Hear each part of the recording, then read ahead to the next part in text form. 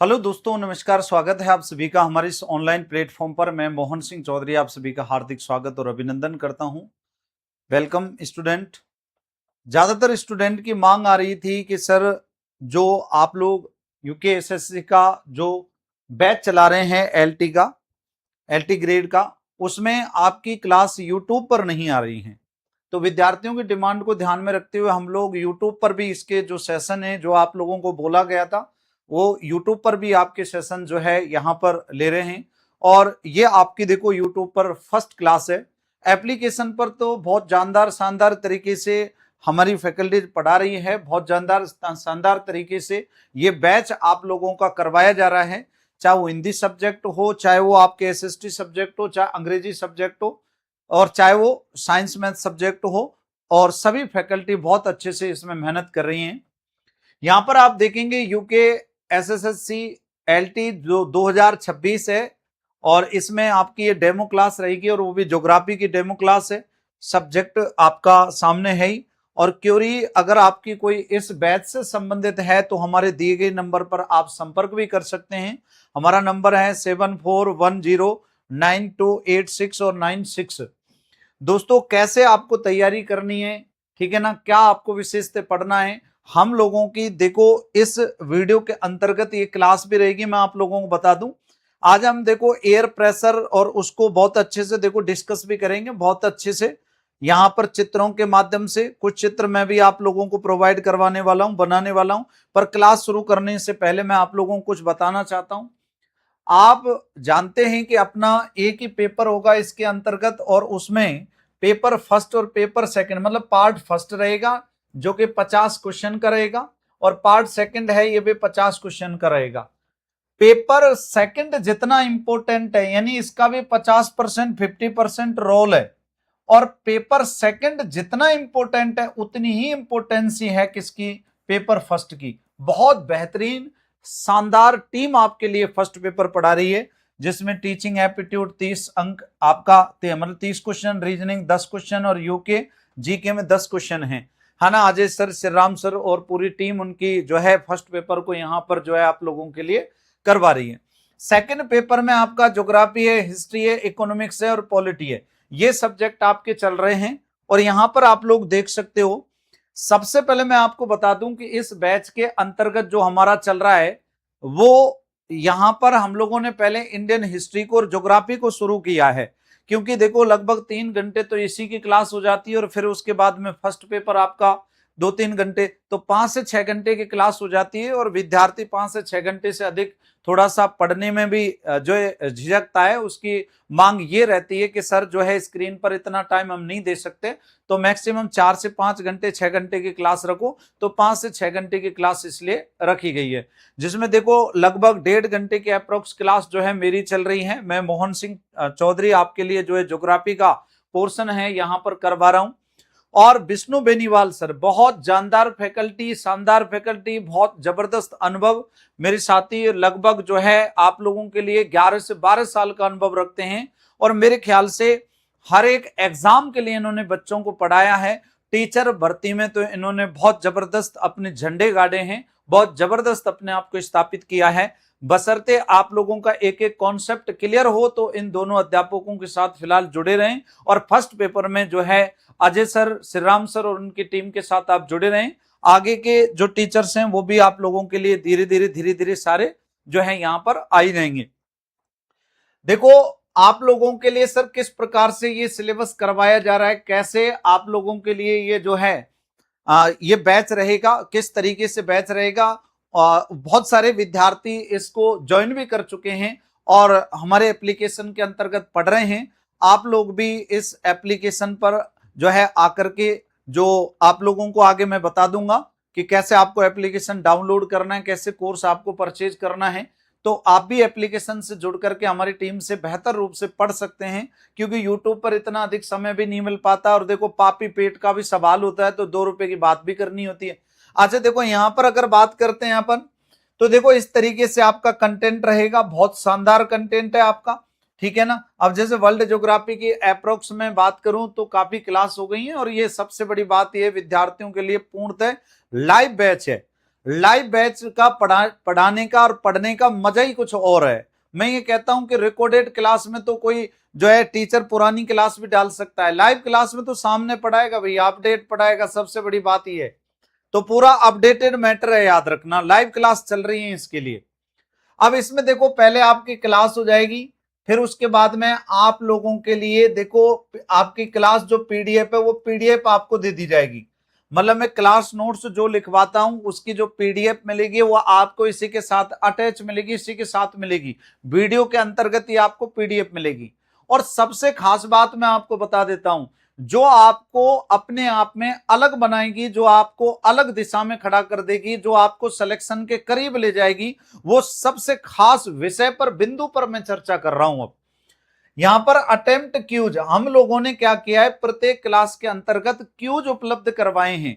मतलब आपने जैसे टॉपिक को पढ़ा, फिर उसके साथ में जो पीडीएफ है वो पीडीएफ को पढ़ा, फिर आप क्या कर सकते हो, वहीं के वहीं उसी वीडियो में क्यूज आप क्यूज दे सकते हो। उसी वीडियो में लगभग 40-50 आपको जो प्रश्न मिलेंगे क्यूज के रूप में, वो क्यूज सॉल्व करने हैं।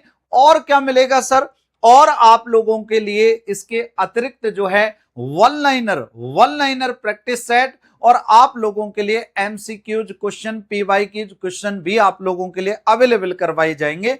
कैसे रहेंगे सर, उनके बारे में थोड़ा सा बताएं। तो ये आप लोग देख सकते हो, जैसे मैंने आप लोगों को फर्स्ट चैप्टर जो करवाया था वो सोलर सिस्टम करवाया था, यानी कि सौर मंडल, है ना। सौर मंडल में मैंने आपको ब्रह्मांड बताया था, यानी कॉस्मोस बताया था, गैलेक्सी बताई थी, सोलर सिस्टम बताया था, अर्थ के बारे में बताया था, यानी जो अदर प्लेनेट्स थे उनके बारे में भी मैंने चर्चा की थी। और देखो उन्हीं से संबंधित ये वन लाइनर है। अब आप वो जो है पढ़ सकते हो वहां से, और वन लाइनर में ये आप देख सकते हो दोस्तों, ठीक है ना। वन लाइनर में ये आप देख सकते हो, देखो वन लाइनर में ये आप देख सकते हो कितने जबरदस्त तरीके से यहां पर पूरी टीम ने तैयार किए हैं।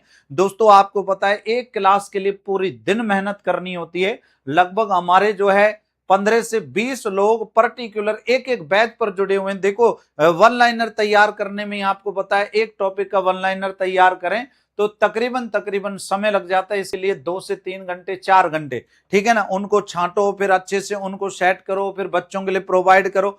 ये तो वन लाइनर की बात हुई। अब सर एमसीक्यूज कैसे देंगे, ये एमसीक्यूज है उसी चैप्टर के, देखो ये एमसीक्यूज है दोस्तों।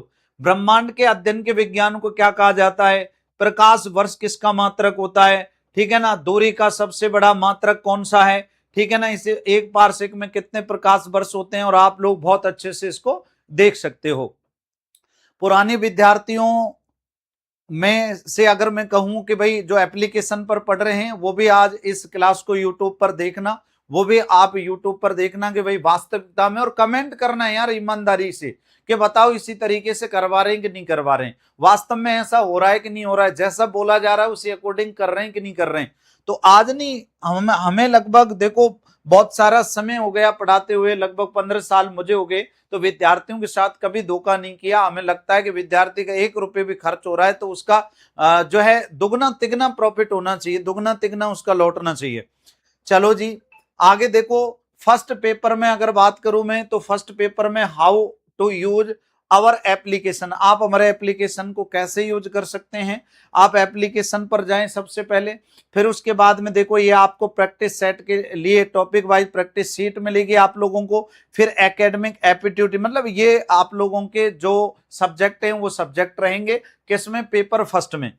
सर एप्लीकेशन को कैसे डाउनलोड करें, ठीक है ना। सबसे पहले मैं एप्लीकेशन को डाउनलोड जो है करना आप लोगों को बता रहा हूं, एप्लीकेशन के बारे में थोड़ा सा बता रहा हूं, पर उससे पहले थोड़ा सा सुन लीजिएगा। ये आपका यूकेएसएससी का एलटी का जो 2026 का जो कोर्स है, कंप्लीट कोर्स है दोस्तों, हिंदी, इंग्लिश, साइंस और एसएसटी का।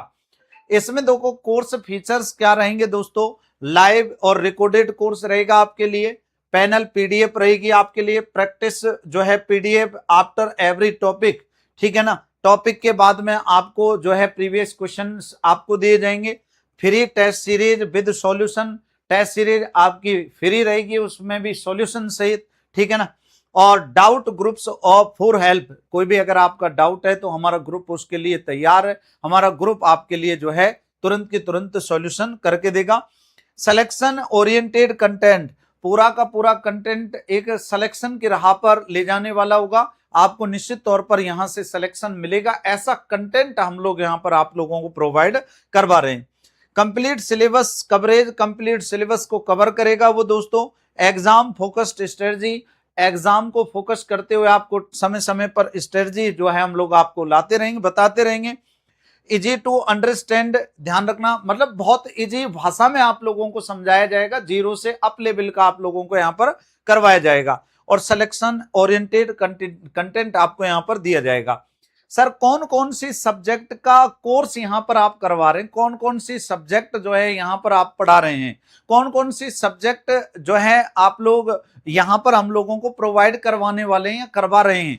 तो दोस्तों आपका हिंदी का बैच चल रहा है, इंग्लिश से बैच चल रहा है, साइंस से बैच चल रहा है, और आपका एसएसटी का तो मैंने आपको बता दिया, हम लोग खुद ही पढ़ा रहे हैं, ठीक है ना। और हिंदी और साइंस इंग्लिश तो अजय सर और उनकी बेहतरीन टीम आप लोगों के लिए हिंदी इंग्लिश और साइंस ये अलग अलग जिसका जो पोर्शन है वो आपको करवा रहा है। हाँ एसएसटी के पेपर में इनमें से आप लोगों के जो है कुछ नहीं आएगा। एसएसटी में तो आपको बता दिया पेपर फर्स्ट है और एसएसटी का पेपर सेकंड है, तो ये पेपर सेकंड की बात कर रहा हूं मैं, याद रखना पेपर फर्स्ट तो सबका कॉमन है ही है, ठीक है। पार्ट फर्स्ट कंप्लीट आप लोगों को पहले इसकी जो प्राइस थी केवल फर्स्ट पेपर की, ठीक है 4999 थी, लेकिन आपको जो है ऑफर प्राइस यानी ऑफर देते हुए आपको 1999 में आपको मिल जाएगा दोस्तों। पार्ट सेकंड आपको 3999 मिलेगा। अगर दोनों आप एक साथ लेना चाहते हो तो आपको फिर भी और अतिरिक्त 1000 रुपए की छूट यानी लगभग 4999 में आप लोगों को यह बैच उपलब्ध करवाया जाएगा। दोस्तों हमसे जरूर एक बार जुड़ें और वास्तव में देखें कि यार हाँ यहां से सिलेक्शन हो सकता है, यहां से बहुत शानदार पढ़ाया जा रहा है और इतना कंटेंट हम आपको दे देंगे कि आप ये कहेंगे कि सर अब बस कीजिए, सर अब बस कीजिए, बस सर बहुत हो चुका, सर बहुत हो चुका, सर बहुत दे दिया सर। हम इतना आपको पढ़ा देंगे, याद रखना इतना आपको कंटेंट दे देंगे दोस्तों, ठीक है। चलो जी, ये देखो आपका एप्लीकेशन है, एप्लीकेशन में इस प्रकार का आप लोग देखेंगे तो इस प्रकार का एक जो है एप्लीकेशन का फर्स्ट फ्रंट इस प्रकार से आप लोगों को दिखाई देगा। Let's learn with Ajay sir के नाम से ये जो है एप्लीकेशन है। और अगर आपकी अदर कोई क्यूरीज है, एप्लीकेशन डाउनलोड में दिक्कत आ रही हो, कोर्स परचेजिंग में दिक्कत आ रही हो, है ना, कोर्स से संबंधित कोई दिक्कत आ रही हो, अन्य किसी प्रकार का सुझाव आपको देना हो, ठीक है ना, अन्य किसी प्रकार का सुझाव आपको लेना हो, एग्जाम की प्रिपरेशन कैसे करें, ठीक है ना, एग्जाम आपका कब होगा, आपकी वैकेंसी कब आएगी, तो ऐसे सवाल के लिए हमने एक जो है कॉल और मैसेज के लिए एक नंबर जारी किया है। इस नंबर पर आप कॉल और मैसेज कर सकते हो। फिर से मैं बता देता हूं 74 जो है 109286 और 96, इस नंबर पर आप हमसे संपर्क कर सकते हो दोस्तों, ठीक है ना। अब मुद्दे की बात करते हैं। सर मुद्दा ये था कि हम लोगों को टॉपिक भी पढ़ना है, इतना कुछ आपने गा दिया, इतना कुछ आपने बता दिया सर, हम समझ गए। और वास्तव में बच्चे समझदार होते हैं, टीचर भर्ती के बच्चों को इशारा काफी है, ठीक है ना, उनको थोड़ा बताना काफी है। तो बहुत कुछ मैंने आप लोगों को हमारे कोर्स के बारे में बताया, लेकिन दोस्तों जितना बताया उससे कहीं अधिक गुना आप लोगों को यहां से दिया जाएगा, ठीक है ना। आप कहीं भी किसी प्रकार से यहां से ठगा हुआ महसूस नहीं करेंगे, आपको लगेगा कि यार एक सही प्लेटफॉर्म पर हमने जो है कोर्स परचेज किया और हमारे साथ पूर्णतः न्याय हुआ। दोस्तों यहां पर जलवायु विज्ञान उसको हम लोग डिस्कस कर रहे हैं एप्लीकेशन में, और जो है इसका हम लोगों को एक डेमो आप लोगों के लिए रखना था, बीच बीच में इस प्रकार की डेमो क्लासेज आपके लिए होती रहेंगी लगातार। तो ये आपका जो है यूट्यूब पर फर्स्ट डेमो है इस क्लास का। अब यहां पर आप लोग देखेंगे तो आज हम जो टॉपिक डिस्कस करेंगे वो डिस्कस करेंगे वायुदाब। बहुत ही इंटरेस्टिंग टॉपिक रहेगा। टॉपिक का नाम रहेगा एयर प्रेशर, वायुदाब, ठीक है ना। वायुदाब टॉपिक का नाम रहेगा दोस्तों। एयर प्रेशर जिसको कह सकते हैं, वायुदाब। अब वायुदाब किसको कहते हैं सर? सर वायुदाब के बारे में बताएं थोड़ा सा। तो देखो वायुदाब क्या है दोस्तों, वायुदाब जिसको कह सकते हैं एयर प्रेशर, शुद्ध हिंदी में बताऊं मैं तो एयर प्रेशर को अपन कहते हैं वायु का दबाव, वायु का दबाव ही वायु दाब है सर। और दो तीन बातें आप लोगों को विशेषता इसमें ध्यान रखनी है। वायु दाब, वायु दाब क्या होता है सर? पहली बात तो दो तीन बातें आपको याद रखनी है मेजर मेजर। वायु का दबाव, वायु का दबाव यहां पर भी आप लोग देख सकते हो स्पष्ट रूप से। वायु का जो दबाव होता है वो कहलाता है एयर प्रेशर। यहां पर आप देख सकते हो एयर प्रेशर क्या है? एयर प्रेशर, ठीक है ना। यानी वायु दाब, ये तो दाब पेटियां हैं। एयर प्रेशर क्या होता है? यहां पर देखें, एयर प्रेशर यानी कि वायु का दबाव। एयर प्रेशर में हम लोग बात करेंगे कि सर एयर प्रेशर क्या होता है ना। किसको अपन जो है एयर प्रेशर, तो एयर प्रेशर जो होता है यानी वायु का दबाव होता है। एयर प्रेशर क्या दोस्तों? एयर प्रेशर, हाँ कमेंट आ रहा है एक विद्यार्थी, एयर प्रेशर, ठीक है ना। तो देखो यहां पर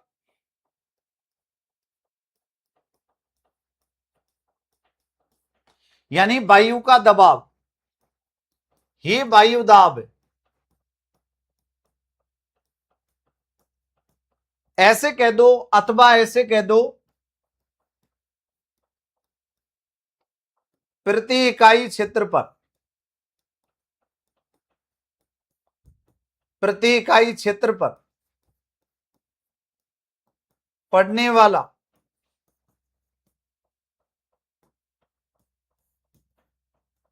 वायु का भार, ये एयर प्रेशर कहलाता है दोस्तों। किसी निश्चित इकाई पर या किसी इकाई पर, कोई भी इकाई हो सकती है, सेंटीमीटर में, मीटर में, वायु का अगर जो भार पड़ रहा है वो क्या कहलाता है? कहलाता है वायु दाब। मापक, इसका जो यंत्र होता है ना, वायु दाब मापने का यंत्र, एयर प्रेशर का जो यंत्र होता है, एयर प्रेशर मापने का जो यंत्र होता है, एयर प्रेशर मापने का यंत्र होता है वायु दाब मापी यंत्र। वायु दाब मापी यंत्र, ये इस पर आपको अच्छे से फोकस करना है, क्योंकि आपको प्रैक्टिकल के भी कुछ पार्ट जो है आपके इसमें सिलेबस में जोड़े हुए हैं।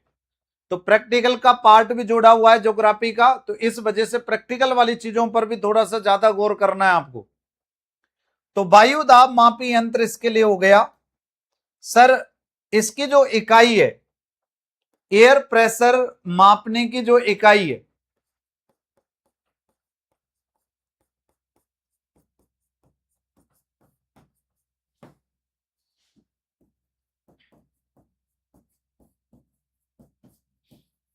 और इसकी मापने की इकाई है मिलीबार। मिलीबार इसकी इकाई है दोस्तों, मतलब इसे मिलीबार में मापा जाता है, याद रखना एयर प्रेशर को। दो बातें विशेषता ध्यान रखनी है आप लोगों को, जो मैं आगे आगे आपको बताऊंगा। यहां पर बहुत बेसिक बात बताइए, एयर प्रेशर यानी वायु दाब जो है, वायु का दबाव ही एयर प्रेशर यानी कि वायु दाब है। प्रति इकाई क्षेत्र पर पड़ने वाला वायु का भार ही वायु दाब कहलाता है। एयर प्रेशर को मापने का यंत्र होता है वायु दाब मापी यंत्र, और इसको हम लोग कह सकते हैं बैरोमीटर। इसको बैरोमीटर कहा जा सकता है दोस्तों, बैरोमीटर कहा जा सकता है इसको। दूसरा, एयर प्रेशर मापने की इकाई होती है मिलीबार। बोलो कौन सी होती है? मिलीबार। ये तो बात करी अपन ने वायु दाब की। सर अब बात कर लेते हैं वायु दाब विश्व में कहां और कैसा है, ठीक है ना। तो देखेंगे यहां पर, तो आगे आता है वायु दाब पेटियां। दाब पेटियां, प्रेशर बेल्ट जिनको कह सकते हैं अपन, ये प्रेशर बेल्ट है दोस्तों। दाब पेटियां पृथ्वी की सतह पर ऐसे क्षेत्र हैं जहां समान दाब अक्षांशों के आधार पर अलग अलग विपरीत होता है। ये उच्च और निम्न दाब प्रकोष्ठों के कारण होते हैं। ये उच्च और निम्न दाब प्रकोष्ठ क्रमशः उच्च और निम्न दाब पेटियों का निर्माण करते हैं। ये कह रहा है कि विश्व में बहुत सारे क्षेत्र ऐसे हैं जहां पर एक समान दाब मिलता है। जैसे ध्रुवों पर उच्च दाब मिलता है, भूमध्य रेखा पर निम्न वायु दाब मिलता है। तो इसी प्रकार से वास्तव में वायु दाब पेटियों को देखें तो पेटी का मतलब है एक जैसा दाब मिलना, एक जैसा वायु दाब मिलना, समान गुणों वाला वायु दाब मिलना। निम्न है तो निम्न है, उच्च है तो उच्च है। तो चलो सर इन वायुदाब पेटियों के बारे में थोड़ा सा बता दें। तो प्रेशर बेल्ट ये जो है आप देख सकते हैं, मैं अब एक डायग्राम के माध्यम से आपको समझा रहा हूं, थोड़ा सा समझने की कोशिश करना। प्रेशर बेल्ट जो होती है मुख्यतः दो प्रकारों से बांटी जाती हैं। एक होती है तापजन्य और एक होती है दोस्तों, एक तो होती है कौन सी, तापीय रूप से प्रेरित। एक तो तापीय रूप से प्रेरित होती हैं और दूसरे नंबर की जो होती हैं वो होती हैं गतिशील रूप से प्रेरित। एक तो तापीय रूप से प्रेरित है ना, वायुदाब पेटियां,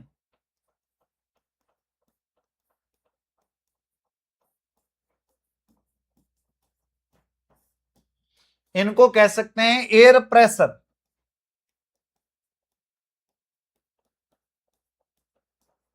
बेल्ट। Air pressure belt. वायुदाब पेटियां मुख्य रूप से कितनी होती हैं, दो। दो कौन सी होती हैं दोस्तों,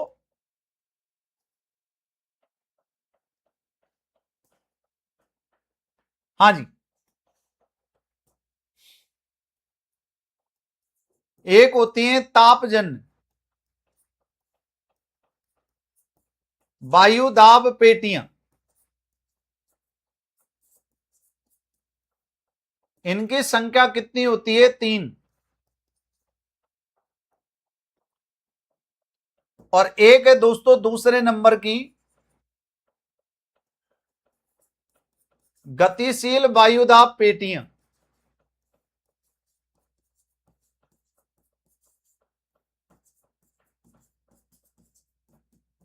और इनकी संख्या कितनी होती है, इनकी संख्या आपकी होती है चार।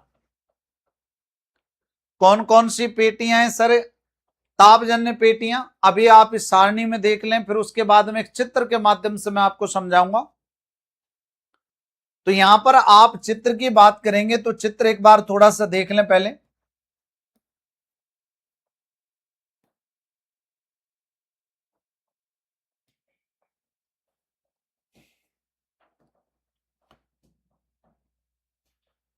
देखो अपन को सबसे पहले बनाना है भूमध्य रेखा को।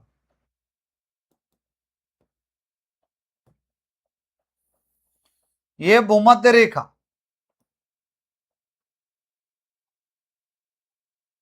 ओके। फिर बनाना है अपन को मकर रेखा, पर मकर रेखा से पहले एक क्षेत्र आएगा,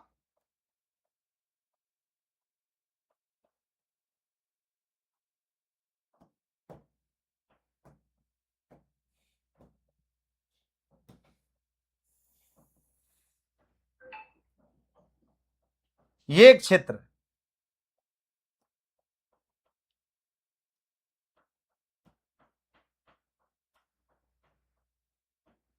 एक क्षेत्र आपका ये है।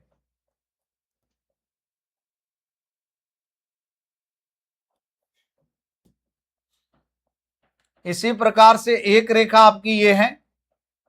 देखो एक एक चित्र को अच्छे से देखें, क्योंकि ज्योग्राफी है ना, वो रटने की नहीं समझने की सब्जेक्ट है।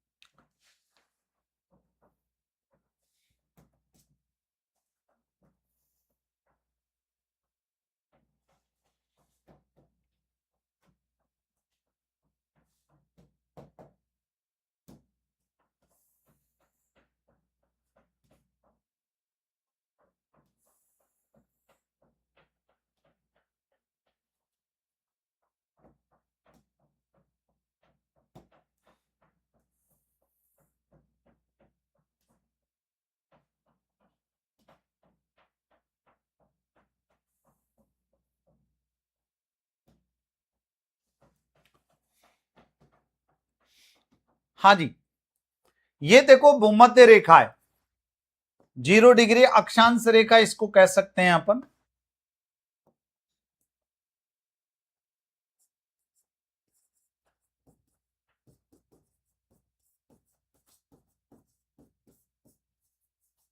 भूमध्य रेखा,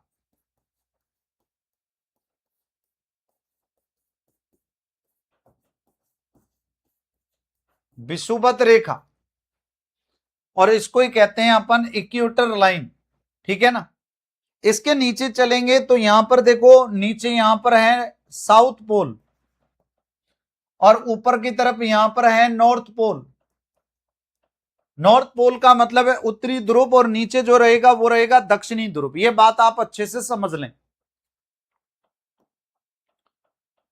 यहां पर नीचे की तरफ चलेंगे तो यहां पर देखो 5 डिग्री या 10 डिग्री साउथ होगा, यानी 10 डिग्री दक्षिणी अक्षांश,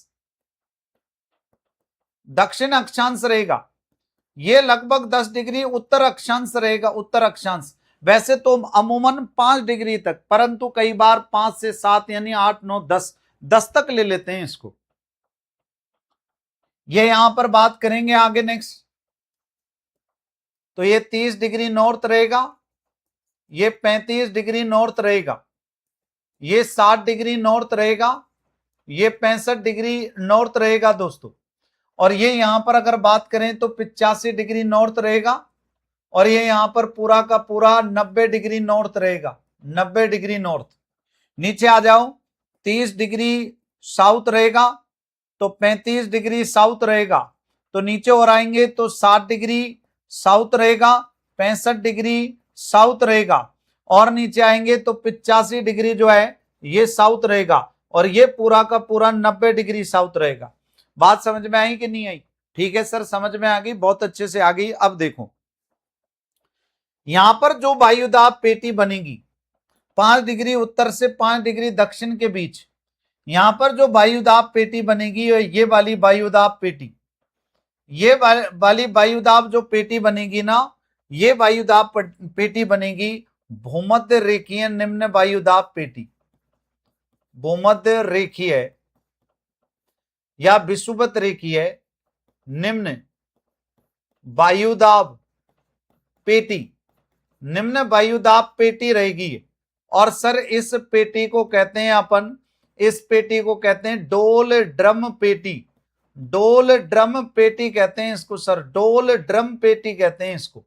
सर यहां पर आप ध्यान से समझना, यानी एक भूमध्य रेखीय वायुदाब पेटी हो गई, ये कैसी हो गई सर? तापजन्य। भूमध्य रेखीय वायुदाब पेटी कह दो इसको, भूमध्य रेखीय वायुदाब पेटी कह दो, चाहे विषुवत रेखीय वायुदाब पेटी कह दो, विषुवत रेखीय वायुदाब पेटी, ठीक है ना, वायुदाब पेटी। और सर सबसे खास बात, वायुदाब पेटी, और ये जो पेटी रहेगी दोस्तों, ये रहेगी डोल ड्रम पेटी। और डोल ड्रम पेटी आगे विशेषता बताऊंगा मैं कि यहां पर शून्य वायुदाब होता है, ये भी बताऊंगा कि क्यों होता है शून्य वायुदाब, कैसे पहचान करोगे कि यहां पर शून्य वायुदाब है। एक जो पेटी होती है, इससे यहां पर अगर नीचे आएंगे तो यहां होती है दक्षिणी, यहां होती है दोस्तों दक्षिणी उपोष्ण कटिबंधीय, उपोष्ण कटिबंधीय उच्च वायुदाब पेटी। और पवने ना इसी से प्रभावित होंगी दोस्तों, इन पेटियों से प्रभावित होंगी पवने, ये भी आगे बात करेंगे। ये कौन सी है दोस्तों? उत्तरी उपोष्ण कटिबंधीय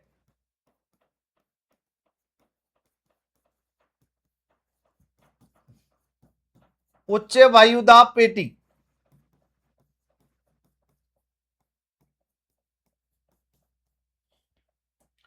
ठीक है जी, ये हो गई यहां पर उपोष्ण कटिबंधीय उच्च वायुदाब पेटी, ये दोनों के दोनों पेटियां हो जाएंगी गतिशील। तो यहां पर देखो पहली अगर बात करते हैं तो उत्तरी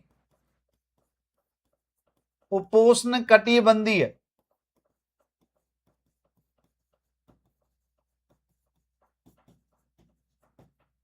उच्च दाब पेटी, और दूसरी हो गई दक्षिणी उपोष्ण कटिबंधीय उच्च वायुदाब पेटी। ये दोनों जो अभी बताई हैं ये कैसी हो गई, गतिशील। आगे देखें यहां पर, अब देखो यहां पर रहेगी उपध्रुवीय, ये ध्रुवों के पास है क्षेत्र, और ये कौन सा उपध्रुवीय, उत्तरी उपध्रुवीय निम्न वायुदाब पेटी, और ये दोस्तों दक्षिणी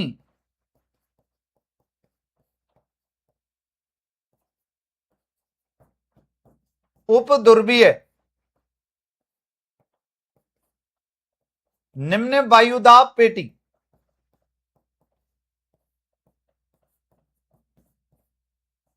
ठीक है ना, ये भी दोनों कैसी हो जाएंगी, गतिशील हो जाएंगी,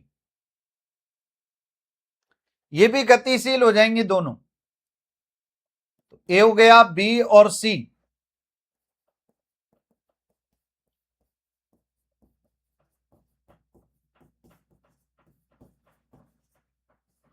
उत्तरी उपध्रुवीय निम्न वायुदाब पेटी।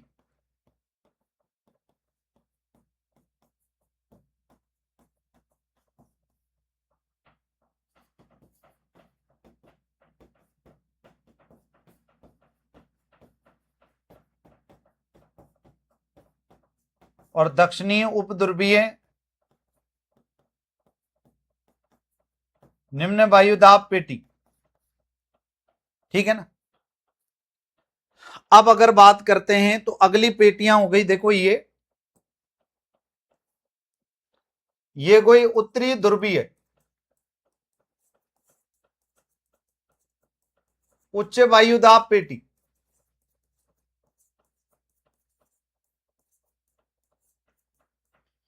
और ये हो गई दोस्तों दक्षिणी ध्रुवीय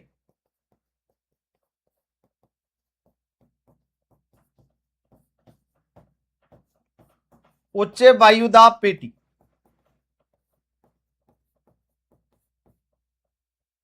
और ये भी कैसी हो गई, तापजन्य,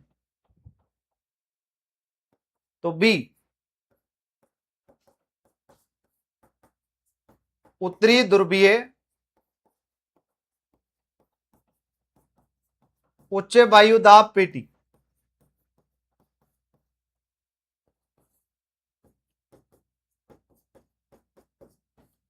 और दक्षिणी ध्रुवीय निम्न वायुदाब पेटी, सॉरी निम्न नहीं, उच्ची रहेंगी वायुदाब पेटी। ऐसे लिखने में कहीं मिस्टेक हो ना तो समझ लेना आप, हाँ चित्र में अच्छे से समझना आप बस। तो 3 ये हो गई और 4 ये हो गई, कुल कितनी पेटियां हैं कुल, तो कुल ध्यान रखना 3 तापजन्य हैं, 4 गतिशील हैं, टोटल 7 पेटियां हैं, टोटल 7 पेटियां हैं दोस्तों।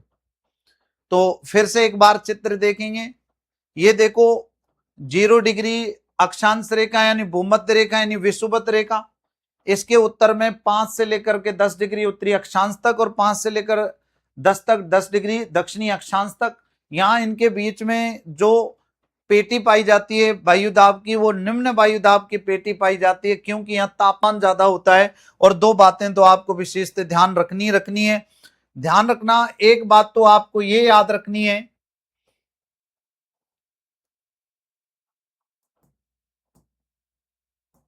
हाँ एक बात तो आपको ये याद रखनी है कि जहां तापमान उच्च होता है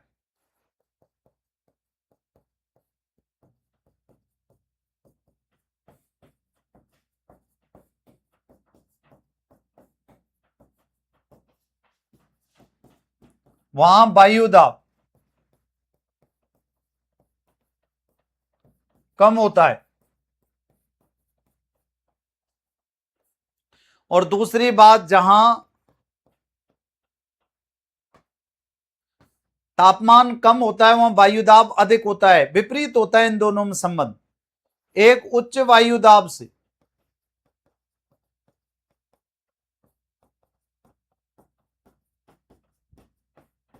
हवाएं हमेशा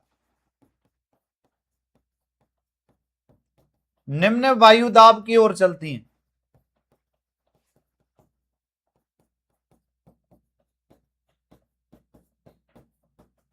अब इसका एग्जाम्पल क्या है, एग्जाम्पल बता रहा हूं ताकि और बेहतर रूप से समझे।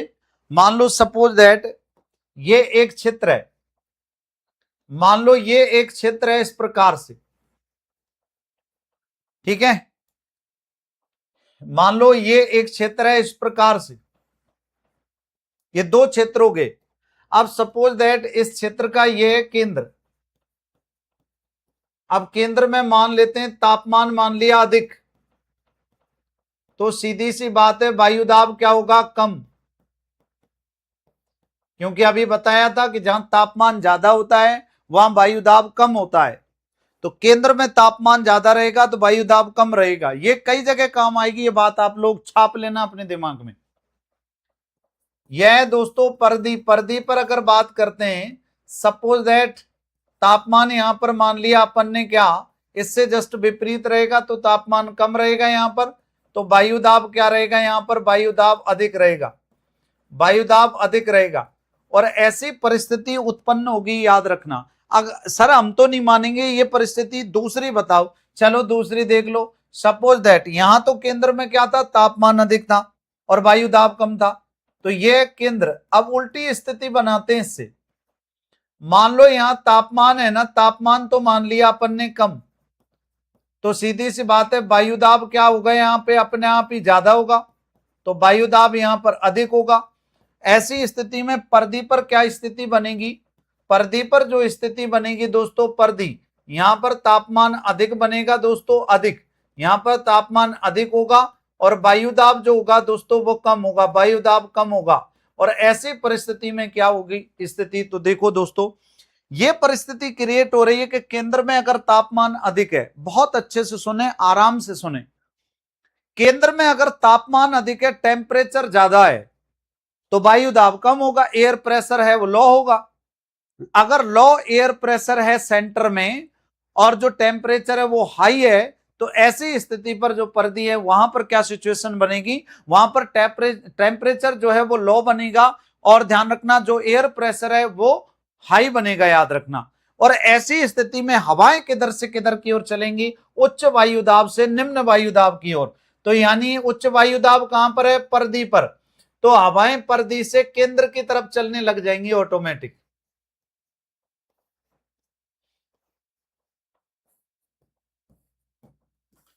ये चलने लग गई और इस स्थिति को हम अपन लोग कहते हैं चक्रवात। इसको अपन अंग्रेजी में बोल देते हैं साइक्लोन। और क्या होता है कि जब हवाएं परदी से केंद्र की ओर चलती हैं,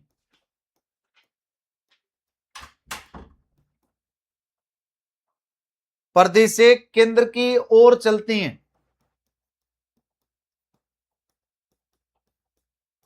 ओके। अब दूसरी स्थिति है ना वो थोड़ी सी डिफरेंट है। यहां पर परदी पर जो है दाब कम रहेगा और केंद्र में दाब उच्च रहेगा, तो ऐसी स्थिति में उल्टी स्थिति हो जाएगी, यानी हवाएं परदी की ओर चलने लग जाएंगी एसी की स्थिति में। और इसको कहते हैं इस स्थिति को प्रतिचक्रवात। और दोस्तों इसको अपन कह सकते हैं क्या, रिसाइक्लोन। क्या सर ये रिसाइक्लोन, चक्रवात और प्रतिचक्रवात आपने यहां बता दिया क्या, जी नहीं, बहुत खुल के मैं आपको बताने वाला हूं। चक्रवातों के प्रकार भी मैं बताऊंगा, उष्ण कटिबंधीय चक्रवात, शीतोष्ण कटिबंधीय चक्रवात कैसे बनते हैं, क्या विशेषता होती है उनकी, किन किन नामों से अलग अलग देशों में वो जाने जाते हैं, इस सब की कंप्लीट बात मैं यहां पर आप लोगों से करने वाला हूं। तो जब हवाएं परदी से केंद्र की ओर चलती,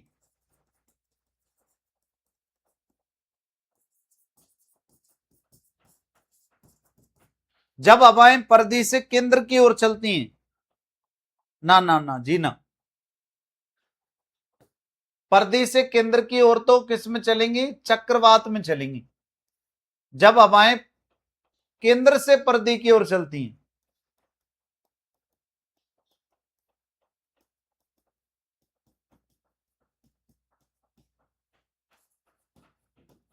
तो ऐसी स्थिति है जो वो क्या कहलाएगी, चक्रवात कहलाएगी ऐसी स्थिति।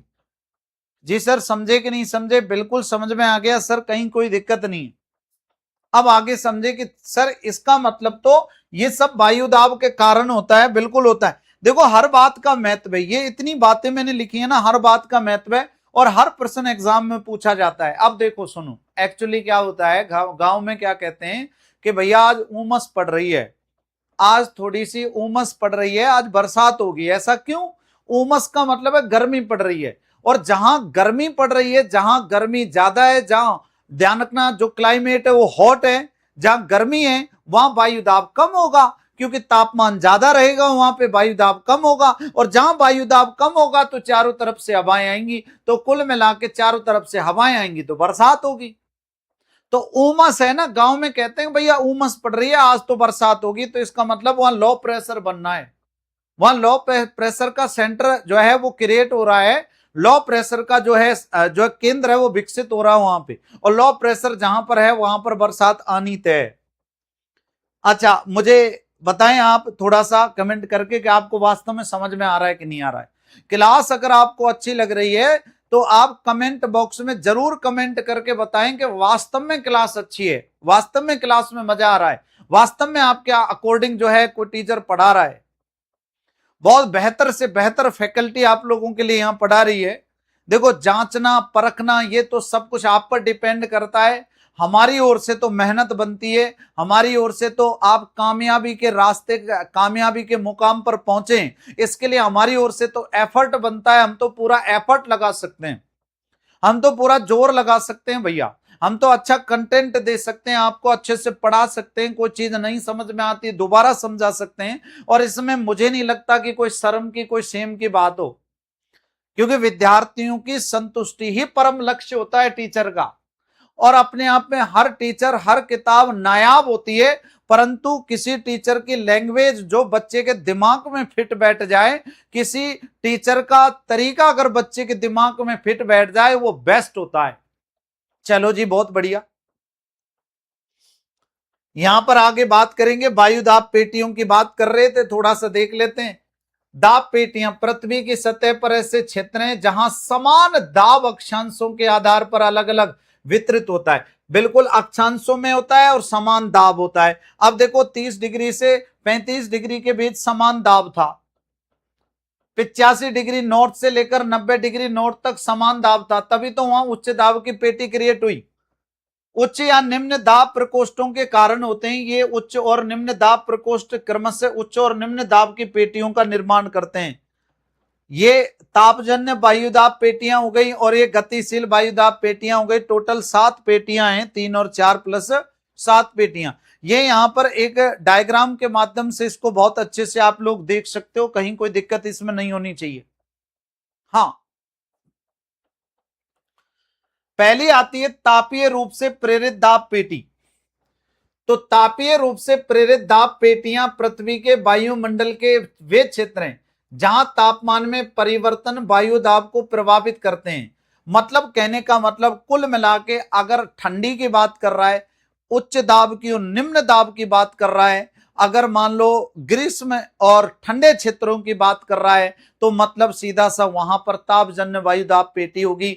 मैंने आपको बताया था कि जहां तापमान ज्यादा होता है वहां वायु दाब कम होता है, और जहां पर ध्यान रखना तापमान कम होता है वहां वायु दाब ज्यादा होता है। तो भूमध्य रेखा पर तापमान ज्यादा है, इसलिए वहां पर निम्न वायु दाब की पेटी जो है, लो प्रेशर की जो लो प्रेशर जो बेल्ट है वो क्रिएट होगी, और उत्तरी ध्रुव और दक्षिणी ध्रुव ध्रुवों के पास बर्फ जमती है, यानी कि वहां तापमान कम होता है, तो वहां हाई प्रेशर बेल्ट क्रिएट होगी, याद रखना हाई प्रेशर बेल्ट।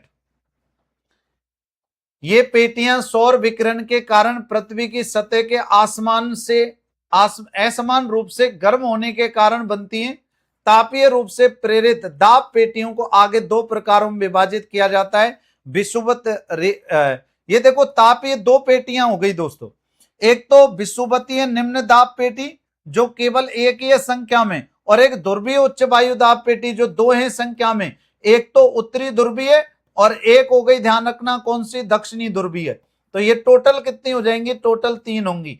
पर उत्तरी ध्रुव पर जो स्थिति क्रिएट होगी वो दक्षिणी ध्रुव पर भी वही स्थिति क्रिएट होगी, सेम टू सेम। विषुवत रेखीय निम्न दाब पेटी या डोलड्रम पेटी। सर इक्वेटरल जो है लो प्रेशर बेल्ट और डोलड्रम्स, ये थोड़ा सा इसके बारे में बताएं। तो यहां पर चलने से पहले मैं आप लोगों को बता दूं कि 0 डिग्री अक्षांश से यानी भूमध्य रेखा से 5 डिग्री उत्तर और 5 डिग्री दक्षिण, यूं कह दो चाहे यूं कह दो, 10 डिग्री उत्तर और 10 डिग्री दक्षिण अक्षांशों के बीच में जो पेटी होती है दोस्तों, उस पेटी को हम लोग विषुवत रेखीय निम्न वायुदाब पेटी कहते हैं। और ये एक बार आप जो है इस डायग्राम के माध्यम से आप देख सकते हैं। यहां देखो विषुवत रेखीय वायुदाब पेटी है, याद करनी ही पड़ेंगी, याद कब करनी पड़ेंगी सर, क्या कहते हैं इसको, इक्वेटर लो प्रेशर जो है, मैं इनके अंग्रेजी में नाम लिख देता हूं थोड़ा सा।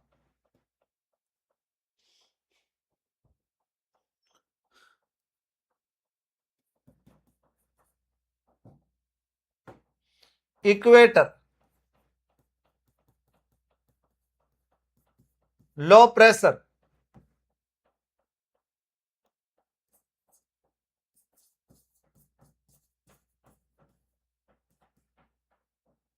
इक्वेटर लो प्रेशर पेटी यानी बेल्ट, ये हो गई उत्तरी ध्रुवीय।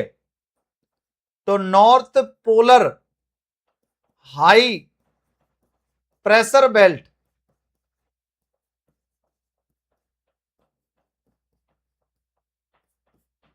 और ये हो गई दक्षिणी ध्रुवीय।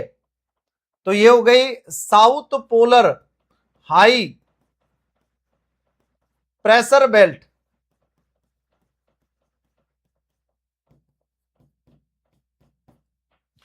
ये उत्तरी उपोष्ण कटिबंधीय उच्च वायुदाब पेटी है, इसको अपन कह सकते हैं नॉर्थ सब ट्रॉपिकल हाई प्रेशर बेल्ट, इसको कहेंगे साउथ सब ट्रॉपिकल हाई प्रेशर बेल्ट। ये उत्तरी ध्रुवीय है, उत्तरी उप ध्रुवीय है, तो इसको कहेंगे नॉर्थ सब पोलर लो एयर प्रेशर बेल्ट, और इसको कहेंगे दोस्तों साउथ सब पोलर लो प्रेशर बेल्ट। तो ये लो प्रेशर बेल्ट है। मतलब अगर इसको यहां पर थोड़ा सा बनाएं अपन, तो देखो मैंने आपको बताया था वायुदाब पेटियां,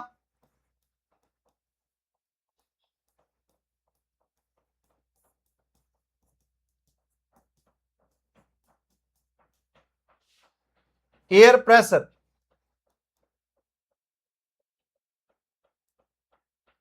बेल्ट्स,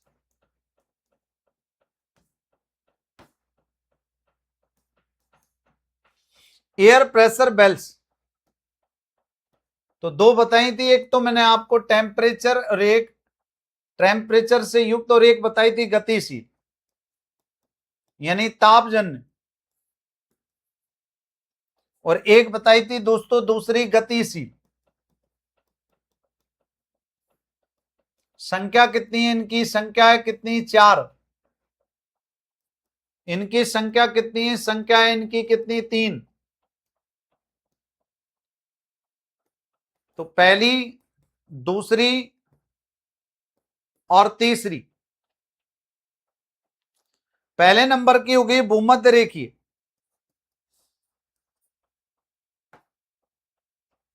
इक्वेटर भूमध्य रेखीय, इक्वेटर एयर प्रेशर,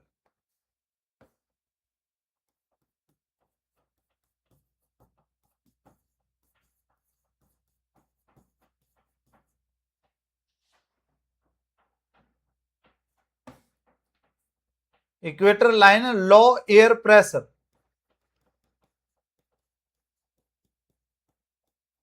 बेल्ट, है ना। एक हो गई दूसरे नंबर की उत्तरी ध्रुवीय उच्च वायुदाब पेटी, तो नॉर्थ पोलर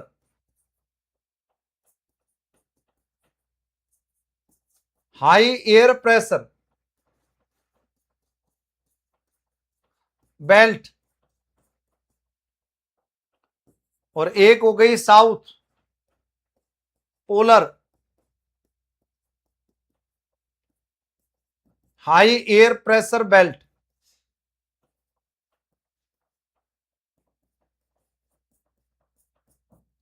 चार ये कौन सी हो गई दोस्तों? पहली हो गई इसमें सब ट्रॉपिकल,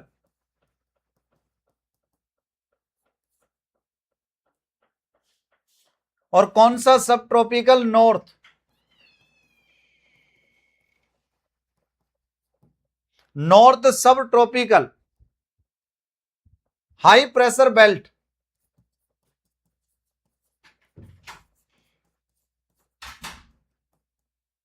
हाई प्रेशर बेल्ट, और बी हो गई साउथ सब ट्रॉपिकल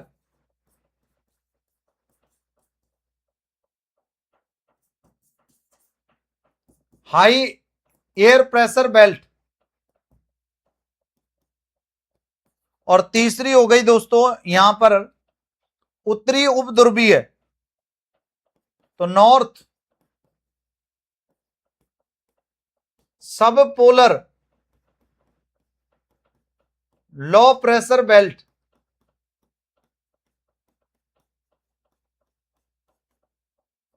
और एक हो गई साउथ सब पोलर लो प्रेशर बेल्ट। ठीक है जी, ये बेल्ट हो गई दोस्तों। मुझे नहीं लगता कि अब इसमें कोई दिक्कत आप लोगों को होगी।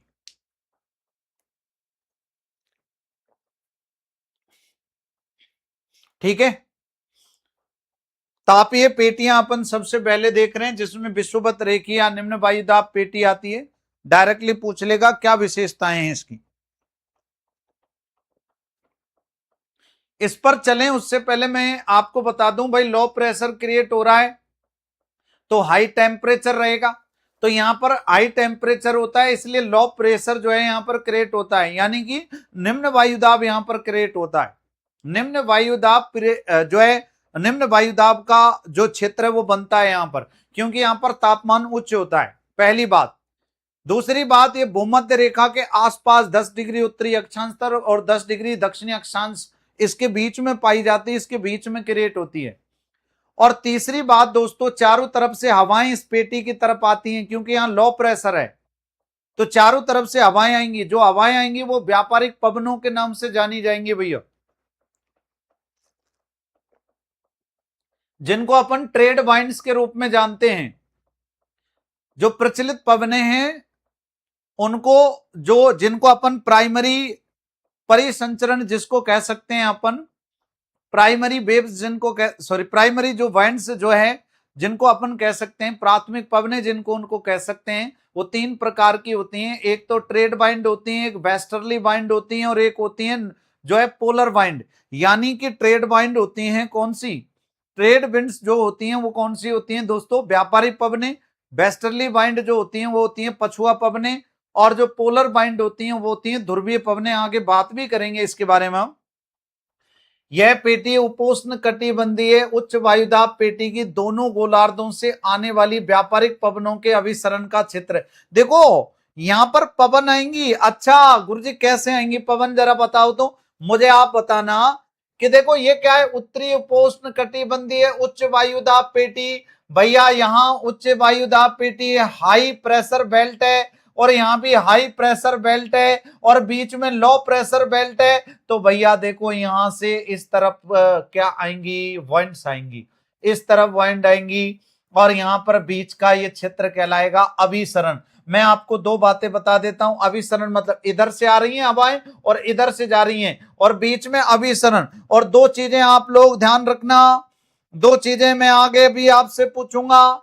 एक तो देखो, एक तो होती है अभिसरण गति, एक तो अभिसरण गति होती है दोस्तों, एक तो अभिसरण गति होती है और एक होती है अपसरण। एक तो होती है अपसरण, एक होती है अपसरण गति। अपसरण गति। और देखो यहां पर अगर बात करेंगे, एक बनती है अभिसारी सीमा, एक अभिसारी सीमा बनती है और इस गति के कारण अपसारी सीमा बनती है। अपसारी सीमा, सर क्या होता है अपसारी सीमा का? अपसारी सीमा, यहां अपसारी सीमा बनती है। अभिसारी सीमा कब बनती है? जब इधर से भी हवा आ रही हो, इधर से भी हवा आ रही हो, यानी इधर से भी कोई चीज आ रही हो और इधर से भी कोई चीज आ रही हो, इधर से भी कोई चीज आ रही हो और इधर से भी कोई चीज आ रही हो, इधर से भी आ रही हो और इधर से भी आ रही हो, तो बीच में ये जो सीमा बनेगी अभिसारी बनेगी। और अगर इसके विपरीत, अगर कोई इधर हवा जा रही हो, कोई इधर हवा जा रही हो, इधर हवा जा रही हो और वापस इधर की ओर हवा जा रही हो, इधर की ओर हवा जा रही हो, है ना, उल्टी दिशा में हवा जा रही हो, विपरीत दिशा में जा रही हो, तो दोस्तों इसका मतलब यहां पर अब अपसारी सीमा बनेगी। और वैसे भी आप लोग देखेंगे ब्रेकअप, ब्रेकअप ऐसे याद करना, ब्रेकअप, ब्रेकअप, ब्रेकअप में अप आ रहा है, अप अप, तो जहां कहीं अप आ जाए ना, अप, ये अप है। थोड़ा सा शुद्ध लिख देता हूं मैं इसको, ये अप है, अप। तो जहां अप आ जाए ना ब्रेकअप, अप, अप का मतलब होता है दूर जाना, ब्रेकअप में लोग दूर ही जाते हैं एक दूसरे से।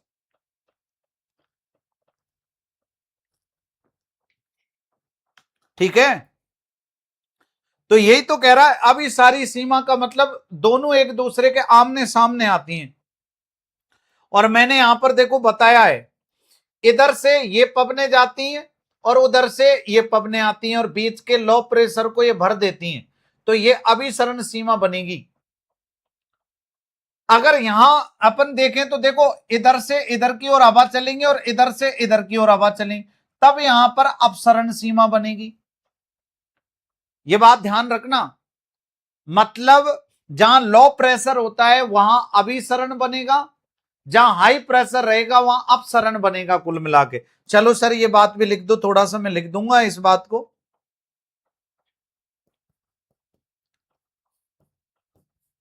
हाई प्रेशर बेल्ट जो होती है वहां पर अपसारी सीमा का निर्माण होता है।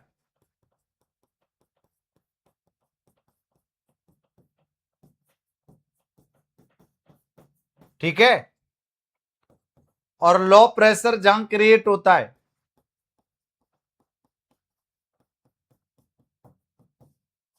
वहां अभिसारी सीमा का विकास होता है, अभिसारी सीमा बनती है वहां पर। जी सर, समझे कि नहीं समझे? बिल्कुल समझ में आ गया सर। ठीक है जी, चलो आगे चलते हैं नेक्स्ट। यह 10 डिग्री नॉर्थ से 10 डिग्री साउथ अक्षांशों के मध्य स्थित है ये बेल्ट, बिल्कुल हमने पढ़ ही लिया। इस पेटी को डोलड्रम भी कहा जाता है, ये भी पढ़ लिया, क्योंकि यहां वायु की गति बहुत शांत होती है, शांत पेटी भी कहते हैं इसको। ऐसा सतही पवनों की अनुपस्थिति के कारण होता है, क्योंकि इस पेटी की ओर आने वाली पवनें इसके किनारों से उठना प्रारंभ कर देती हैं और इस प्रकार यहां केवल ऊर्ध्वाधर धाराएं पाई जाती हैं। तो एक बात और अपन को निकल करके आई कि ये क्या कहलाती है? शांत पेटी कहलाती है, शांत पेटी कहलाती है दोस्तों, ये शांत पेटी कहलाती है, बात ध्यान रखना, ठीक है ना, शांत पेटी है। शून्य वायु दाब पेटी भी कह सकते हैं इसको, शून्य वायु दाब होता है यहां पर, तापमान ही इतना ज्यादा है, शून्य वायु दाब होता है यहां पर, है ना, क्या होता है? शून्य वायु दाब।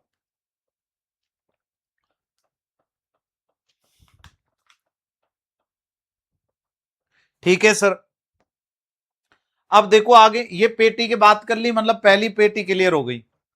दूसरी पेटी है, देखो इसमें ये और देख लो, नमी लेकर चलने वाली ऊर्ध्वाधर पवनें यानी संवहन कपासी वर्षा बादलों का निर्माण करती हैं, जो गरज के साथ वर्षा संवहन वर्षा का कारण बनती।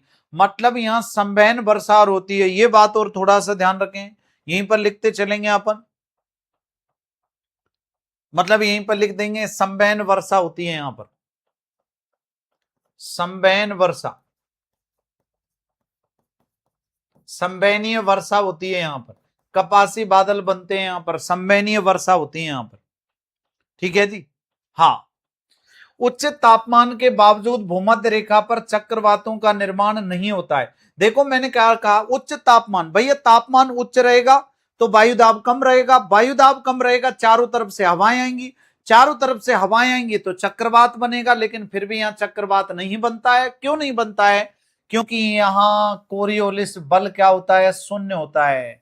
कोरियोलिस बल शून्य होता है। डायरेक्टली प्रश्न पूछेगा कि उच्च तापमान, भूमध्य रेखा पर उच्च तापमान होता है, फिर भी वहां पर क्या नहीं पाया जाता, फिर भी वहां पर चक्रवात नहीं बनते हैं, उसका कारण क्या है? तो सिर्फ और सिर्फ शून्य वायुदाब, सिर्फ और सिर्फ कोरियोलिस बल जो होता है वो शून्य होता है, और कोरियोलिस बल शून्य होता है तो इसलिए चक्रवात नहीं बनते हैं। हाँ या ना? हाँ, यस सर, समझ आ गया, बहुत बढ़िया, बहुत बढ़िया भाई। ये देखो एक बार फिर से इस चित्र में देख लेते हैं अपने, उपोष्ण कटिबंधीय उच्च वायुदाब पेटी है, ये डोलरम पेटी है, हार्ड लैटिट्यूड पेटी इसको कह सकते हैं अपन। और देखो ये भूमध्य रेखा, 0 डिग्री अक्षांश रेखा,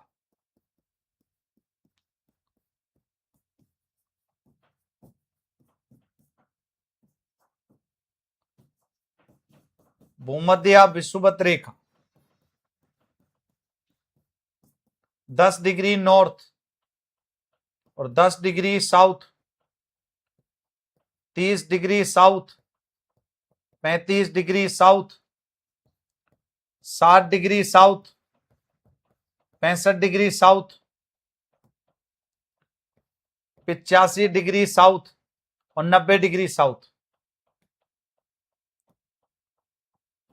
इधर 30 degree north, 35 degree north, 60 degree north, 65 degree north, 85 degree north और 90 डिग्री नॉर्थ। ये दोस्तों याद रखना क्या है, एक पेटियां आप लोग देख सकते हैं यहां पर। ध्रुवीय उच्च वायुदाब पेटी, आगे पोलर हाई प्रेशर बेल्ट, दो प्रकार की होती है, एक तो आप लोग जानते हैं कि कौन सी, नॉर्थ, और एक होती है दोस्तों कौन से नंबर की, एक होती है दक्षिणी। एक तो साउथ एयर प्रेशर बेल्ट और एक नॉर्थ एयर प्रेशर बेल्ट। दो एयर प्रेशर बेल्ट होती हैं दोस्तों, दोनों अलग अलग होती हैं। देखो ध्रुवीय उच्च वायुदाब पेटियां 90 डिग्री उत्तर और 90 डिग्री दक्षिण अक्षांशों पर स्थित होती हैं, मतलब उसके आसपास। अप्रोक्स ये कह सकते हैं 85 जो नॉर्थ लैटिट्यूड है उससे लेकर के, और जो 90 नॉर्थ लैटिट्यूड है यानी कि उत्तरी जो ध्रुव है वहां के बीच में, और जो साउथ साउथ लैटिट्यूड है यानी कि कितना, 85 से लेकर के 90 तक, वहां पर उसके बीच में इन पेटियों का निर्माण होता है। ये वास्तविकता में आप देख सकते हो, 85 से लेकर 90 तक और 85 से लेकर 90 तक, अप्रोक्स 85 के आसपास ही मान लो आप, 85 के आसपास मान लो। ठीक है सर। अब देखो यहां पर चलें, इससे पहले मैं आपको बता दूं कि यहां पर देखो तापमान कम होता है, वायुदाब ज्यादा होता है। ठीक है जी। और यहां उच्च वायुदाब होता है ना, यहां उच्च वायुदाब होता है, ध्रुवीय उच्च दाब पेटी, ये उपद्रवीय निम्न वायुदाब पेटी, ये गलती से यहां पर लिख दिया है। हाँ, इसमें इसको थोड़ा शुद्ध कर लेते हैं अपने। हाँ, शुद्ध करने में कोई दिक्कत ही नहीं है, अपने घर की बात है। इसको शुद्ध कर लेते हैं, थोड़ा शुद्ध कर लो इसमें। अच्छा देखो, यहां पर बनेगा उपध्रुवीय,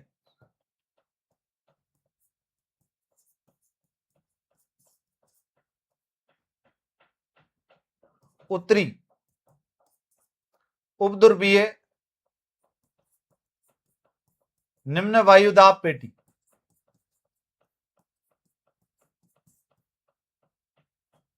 और ये बनेगा दक्षिणी,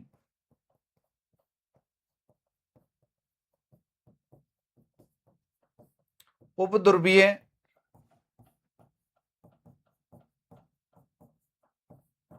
निम्न वायुदाब पेटी, ठीक है ना। हाँ चलो सर, बहुत बहुत बढ़िया। चूंकि ध्रुवीय क्षेत्रों में सूर्य की केवल तिरछी किरणें ही पड़ती हैं, इसलिए यहाँ का तापमान वर्ष भर निम्न रहता है। पहले ही बता दिया था, निम्न तापमान रहता है। इस प्रकार इस क्षेत्र में उच्च दाब विकसित होता है। इसी प्रकार से उच्च दाब होता है, क्योंकि तापमान कम होता है, वायु दाब ज्यादा होगा, ऑटोमेटिक सी बात है। साथ ही इस क्षेत्र में ठंडी और शुष्क वायु अवतलन भी दाब को बढ़ाता है। कोरियोलिस बल के प्रभाव के कारण अवतलित वायु प्रति चक्रवातों में परिवर्तित हो जाती है और आंधी अत्यधिक तीव्र पवनें उत्पन्न करती हैं। यानी ध्रुवों पर मुख्य रूप से प्रति चक्रवात की स्थिति उत्पन्न होती है। सर क्यों होगी प्रति चक्रवात की स्थिति उत्पन्न? क्योंकि वहां वायुदाब ज्यादा होता है। वायुदाब ज्यादा होता है तो चारों तरफ हवाएं चलेंगी। तो केंद्र से जब चारों तरफ हवाएं चलती हैं, कब चलती हैं? जब केंद्र में वायुदाब ज्यादा होता है। तो जब ध्रुवों पर वायुदाब ज्यादा है, एयर प्रेशर हाई है, तो हवाएं चारों तरफ चलेंगी। तो जब केंद्र से हवाएं चारों तरफ चलेंगी तो सीधी सी बात है, प्रति चक्रवात की स्थिति उत्पन्न होगी। हाँ या ना? ये बात आपको मैंने बताई थी नहीं बताई थी थोड़ी देर पहले? गतिशील रूप से प्रेरित दाब पेटियां, गतिशील रूप से प्रेरित दाब पेटियां पृथ्वी के वायुमंडल में ऐसे क्षेत्र हैं। गतिशील की बात कर रहा है। अब उन तीन वायुदाब पेटियों, सॉरी चार वायुदाब पेटियों की बात करेगा।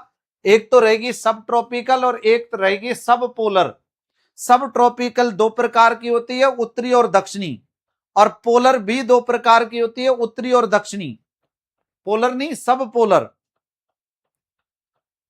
तो जहां वायुदाब गतिशील कारकों, विशेष रूप से वायु राशियों की गति, अंतःक्रिया और पृथ्वी के घूर्णन से प्रभावित होता है, गतिशील रूप से प्रेरित दाब पेटियां वायुमंडलीय परिसंचरण, प्रतिरूप और कोरियोलिस बल प्रभाव द्वारा निर्धारित होती हैं।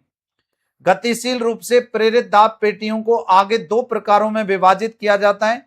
उपोष्ण कटिबंधीय उच्च वायुदाब पेटी, ये दो प्रकार की हो गई। एक तो उत्तरी उपोष्ण कटिबंधीय और एक दक्षिणी उपोष्ण कटिबंधीय, है ना, दो हो गई। और उपध्रुवीय निम्न वायुदाब पेटी, ये भी दो प्रकार की हो गई। उत्तरी उपध्रुवीय निम्न वायुदाब पेटी और दक्षिणी उपध्रुवीय निम्न वायुदाब पेटी, तो ये भी दो प्रकार की हो गई। तो टोटल कितनी हो गई ये बेल्ट? चार बेल्ट हो गई, याद रखना, ठीक है जी। हाँ, अब पहली आती है उपोष्ण उच्च वायुदाब पेटी या अश्व अक्षांश, यानी 30 डिग्री उत्तरी अक्षांश से 35 डिग्री उत्तरी अक्षांश तक और 30 डिग्री दक्षिणी अक्षांश से 35 डिग्री दक्षिणी अक्षांश तक के बीच के जो अक्षांश होते हैं उन्हें अश्व अक्षांश कहते हैं। क्योंकि प्राचीन समय में घोड़ों का आयात निर्यात होता था।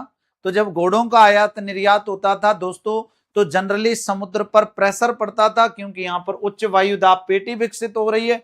तो जब समुद्र पर प्रेशर पड़ता था तो जहाज जो चलती थी उस पर भी प्रेशर पड़ता था, क्योंकि वहां उच्च वायुदाब था। तो इसलिए बहुत सारे घोड़ों को व्यापारियों के द्वारा समुद्र में फेंकना पड़ता था। तो इस वजह से इनका नाम अश्व अक्षांश पड़ा है। ये बात आपको सबको समझ में आनी चाहिए।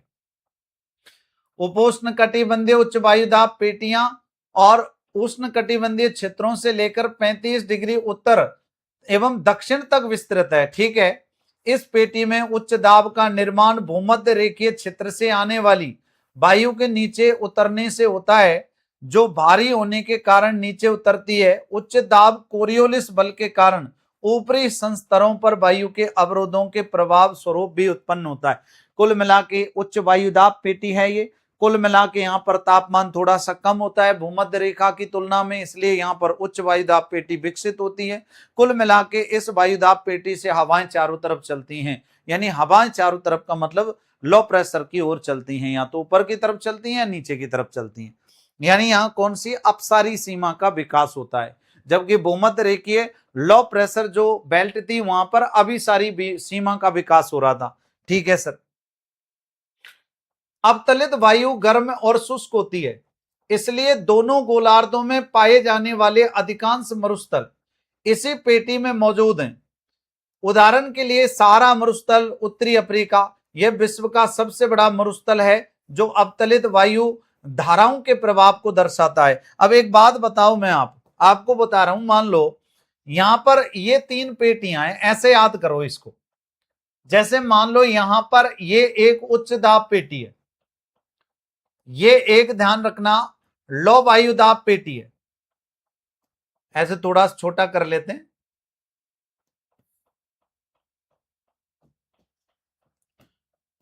और ये फिर से उच्च वायु दाब पेटी है,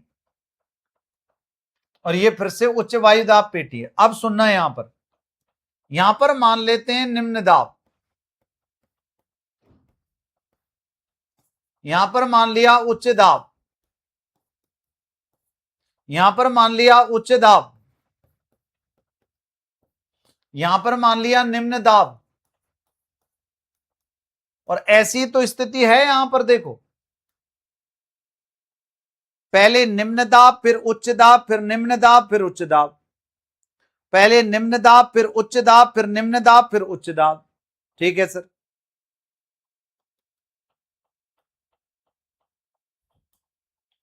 अब देखो यहां पर ये निम्न दाब है, ये उच्च दाब है, तो यहां पर उच्च दाब है ना, तो हवाएं ना ये या तो इस तरफ चलेंगी हवाएं,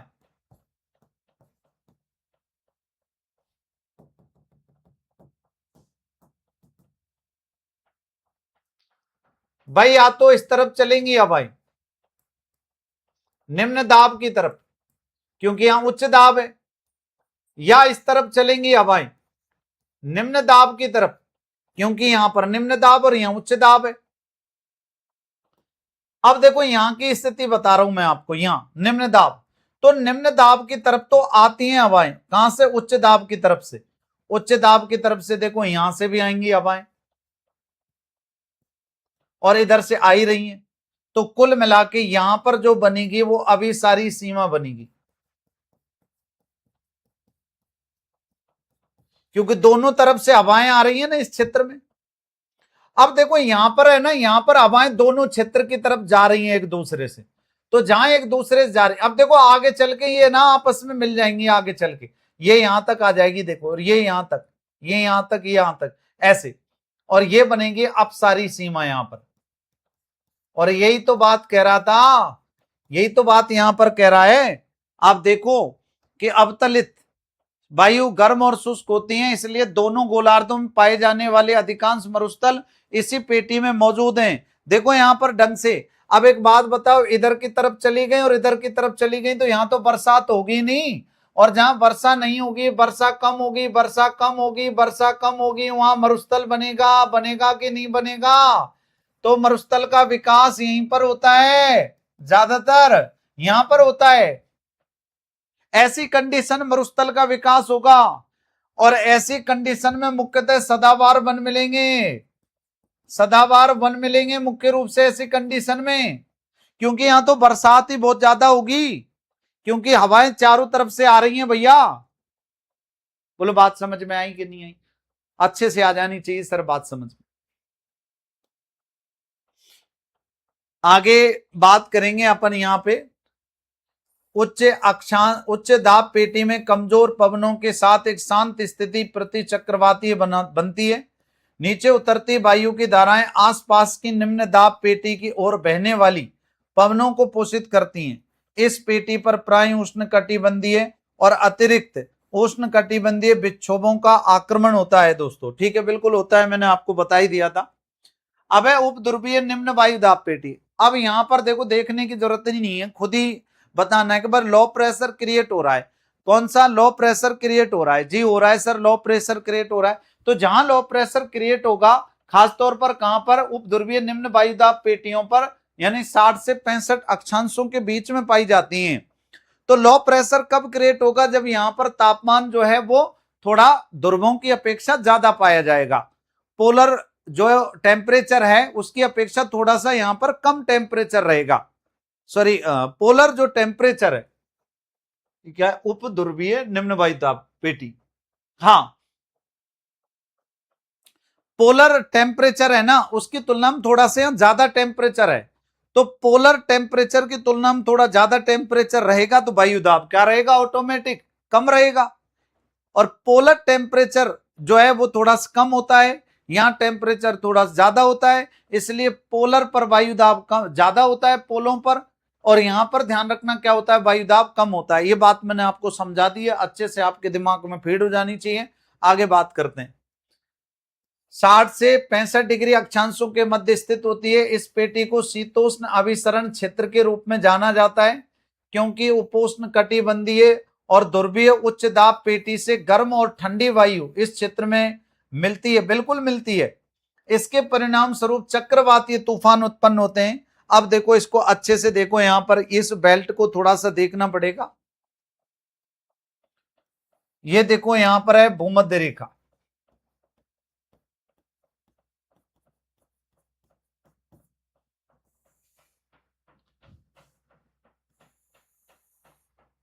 यहां पर है 30 डिग्री नॉर्थ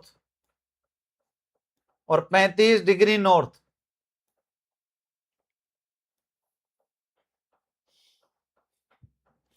उत्तर की स्थिति को समझ लो आप तो बस, 60 डिग्री नॉर्थ और 65 डिग्री नॉर्थ।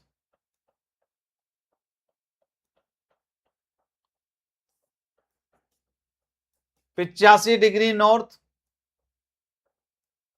और 90 डिग्री नॉर्थ। एक बात बताओ, यहां उच्च दाब मिलेगा, तापमान कम मिलेगा, क्योंकि ये पोल की बात कर रहा है, पोल है ना, पोल यानी ध्रुव, ध्रुव की बात कर रहा है, तो ध्रुवों पर आपको पता है तापमान कम होता है।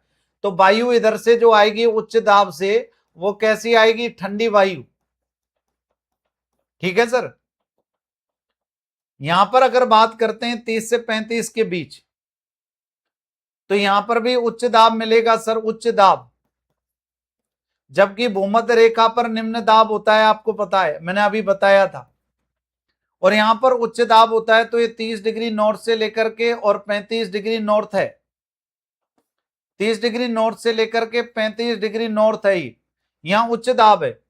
अब यहां पर देखो बेटे, 60 डिग्री नॉर्थ से लेकर के और 65 डिग्री नॉर्थ तक जो स्थिति उत्तर में वही दक्षिण में होगी।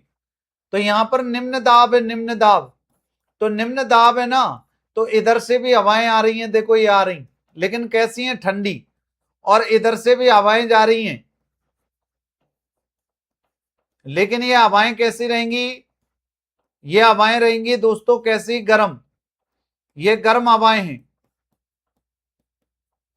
ये गर्म हवाएं इधर से आ रही होती है ठंडी, और इधर से आ रही होती हैं गर्म।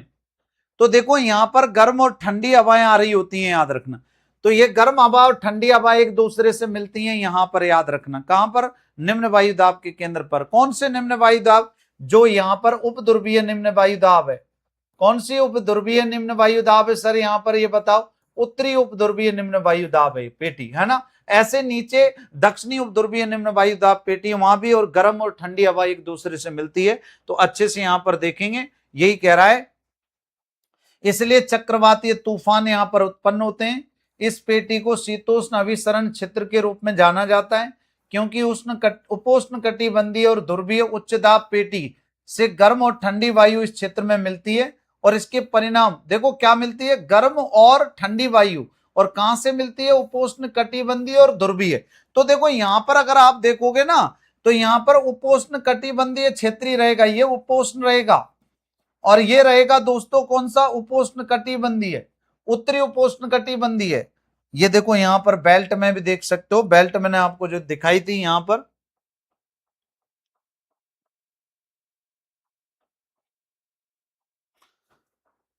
ये देखो उपोष्ण कटिबंध है, यहां गर्म पवनें चलेंगी इधर से, और उधर से ध्रुवीय उच्च वायु दाब से ठंडी चलेंगी। तो यही कह रहा है देखो यहां पर,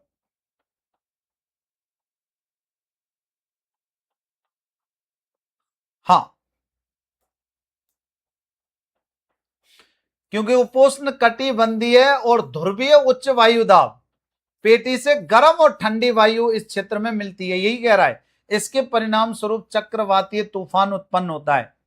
यह एक गतिशील रूप से प्रेरित दाब पेटी है, जो तापमान कम होने के बावजूद इस क्षेत्र पर निम्न दाब से स्पष्ट होती है, क्योंकि वहां निम्न दाब ही बनता है, मैंने अभी आपको बताया ही था।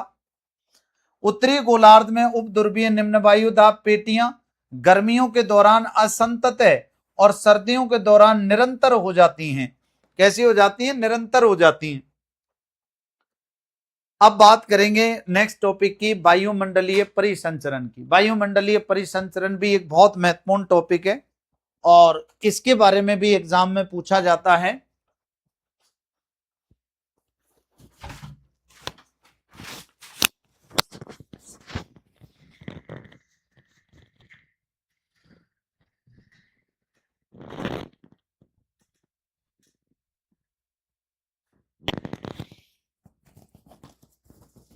हाँ जी दोस्तों, तो ये जो टॉपिक रहेगा अगला, जिसका नाम है वायुमंडलीय परिसंचरण, मतलब पवनों का टॉपिक रहेगा कि भाई कितनी प्रकार की पवनें होती हैं। जैसे प्राथमिक पवनें होती हैं, द्वितीयक पवनें होती हैं, तृतीयक पवनें होती हैं। तो मेरे ख्याल से आप लोगों को आज कॉमन कॉमन बातें समझ में आई होंगी कि ध्रुवों से जो हवा आएगी वो ठंडी आएगी, और जो दोस्तों भूमध्य रेखा की तरफ से हवा जाएगी वो गर्म जाएगी, और दोस्तों ठंडी और गर्म हवा एक दूसरे से मिलेगी। ठीक है ना। एक बात बता रहा हूं, निम्न प्रेशर जहां होगा वहां चारों तरफ से हवाएं आएंगी और उस क्षेत्र को भरेंगी, उस निम्न प्रेशर को भरेंगी। और जहां उच्च प्रेशर हाई प्रेशर होगा वहां से ध्यान रखना हवा चारों तरफ चलेगी। तो कुल मिला के ये टॉपिक आपको अच्छे से समझ में आ गया होगा। वायु दाब पेटियां आपको समझ में आई होंगी, तापजन्य कितनी होती हैं, और मैंने आपको बताया था गतिशील कितनी होती हैं, उत्तर में कौन कौन सी होती हैं और दक्षिण में कौन कौन सी होती हैं।